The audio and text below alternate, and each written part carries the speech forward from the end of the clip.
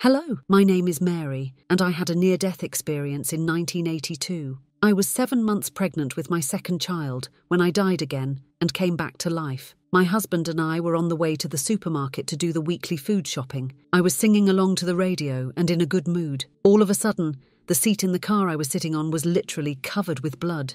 It was like someone had dumped a couple of gallons of red paint on me and the seat. I looked down and passed out. In truth, I had bled out and passed away due to placenta previa. I ruptured internally and bled out quite literally. The moment I passed, I once again went into a tunnel, and it felt like a giant vacuum cleaner was sucking me up a gigantic black hose. That was the sensation that I felt. I had lost all sense of where I was, and then I was standing in front of a huge movie projection screen. It was like being in a movie theatre. I saw myself being born and saw the pain my biological mother went through having me. I saw her abandon me on the steps of a nunnery in northern Maine and walk away, leaving me in a large basket in the freezing cold of March, banging on the nunnery door and walking away. I saw all of the foster homes that went through while I was a baby. I saw the abuse that had happened to me, but did not feel the pain of the abuse, the hunger, starvation, and the sickness and physical abuse. I was glad I did not have to handle all that. I just observed it as if I were watching a movie. I saw the parents that had taken me in as a foster child when I was about 212, and saw them taking care of me and loving me and treating me so well and adopting me. I saw everything that happened in my life, the good, the bad, and the wonderfulness of raising 11 boys in total over the course of the years. I saw each of them growing up. I had 2 biological sons and took in the difficult-to-place children, and taken in kids whose parents did not want to care for them, and they were thrown away or abused. My home was always filled with children and happiness, and the wonderfulness of a house full of children. I saw my whole life up until the moment I passed on the way to the supermarket, and saw into the future and the sons I had taken in and raised after having my second son. I have always felt that my mission in life was to raise children, give them a loving home, and make them feel safe and loved. So many parents treated their children horribly and were horrible. I felt I could be the parent they deserved. To this day, all of the boys I raised are still in contact with me, and I still love them all dearly. The past life review is like watching a movie on fast forward. Anyone who you have hurt in life, you experience the hurt yourself. For every unkind, hurtful word you have said to others with the intent to cause them pain, you experience those hurtful feelings the same way as they did. That was painful because I was bullied growing up, because I was deformed from rickets when I was a baby. I fought bullies back with words, and those hateful things I said came back to me, and I felt how it made the bullies feel. And although they were horrible to me because I was different, I was just as horrible to them. In the past life review, you judge yourself and learn what lessons you must learn about loving and accepting people unconditionally. It is not like you arrive and a God sitting on a throne judges you. The judgment comes from yourself. God is pure and total love and loves people unconditionally. That is what I learned while I was clinically dead. It is my theory that when people have NDEs and say they went to hell, it is because they felt guilty for things that they have done, and they are unable to forgive themselves. So they pull away from the love of God, and it is the absence of feeling God's love that is hell. That is a feeling I had, but I do not claim to know the answer to that. I got the feeling that a person's inner attitudes, fears, and intentions cause them to have hellish affair life experiences. I also learned that if people are in a hellish situation in the afterlife, all they have to do is reach out to God and ask to be saved from that experience, that they are raised up to a higher vibrational place. In the afterlife, it is all about vibrational states. All life vibrates, and vibrations cause life to happen, or that is my feeling. I got the impression that people who do evil things vibrate very low. So when they pass, they go to a very low vibrational place, surrounded by other low vibration souls, and feel intense feelings of pain, anguish, despair, or hopelessness. That was just the impression I got. I got a glimpse of that hellish state and was thankful I did not go there. I just observed a glimpse of it from afar. My husband drove me to the nearest hospital a block away when I passed and ran in and screamed for help. Doctors came running out to the car, put me on a gurney, and wheeled me inside.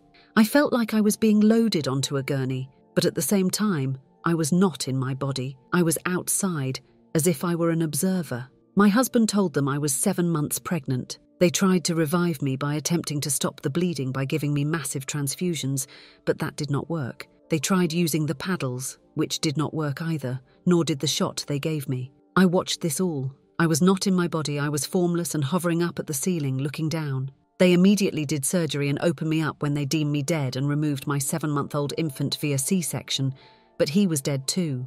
They rushed him into intensive care and were able to save him. Meanwhile, I was still dead and back in the valley where I'd gone the first time I passed away. A glowing woman, which I thought of as an angel, floated over to me. She was clothed in all white, glowed like the sun, and told me that if I did not go back, my son would not live. I was given a choice to stay or go back, and I chose to go back, but did not want to leave, as I had been to the place I was the first time I died, and did not want to go back the first time either, because where you go when you pass is so much more glorious and indescribable with words. I did not want my son to die due to my choosing to stay on the other side. I wanted him to live an entire life experience everything he desired, and have a good life experience. I was in the morgue at the hospital and was dead and had been pronounced dead. I started to move, and I spoke as I found myself in my body, and I scared the hell out of a morgue attendant who was just getting ready to shut the drawer I was being put in, recessed in the wall.